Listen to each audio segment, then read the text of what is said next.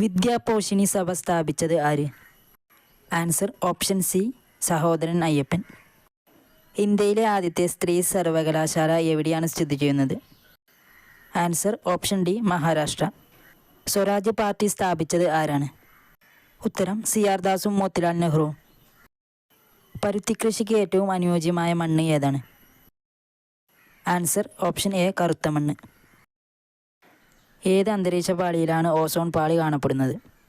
Answer option D stratosphere. ഇന്ത്യയിൽ പഞ്ചവത്സര പദ്ധതി ആരംഭിച്ച വർഷം? Answer option D 1951. NITI Aayog സ്ഥാപിതമായ വർഷം? Answer option B 2005. ഇന്ത്യയിൽ GDP കണക്കാക്കുന്നത് ആരാണ്? Answer option A CSO. ഇന്ത്യയിൽ ഹരിത വിപ്ലവത്തിൻ്റെ ശില്പി എന്നറിയപ്പെടുന്നത് ആരാണ്? Answer option A doctor MS Swaminathan. നീതി ആയോഗിൻ്റെ ഇപ്പോഴത്തെ വൈസ് ചെയർമാൻ ആരാണ്? Answer option B Suman berry.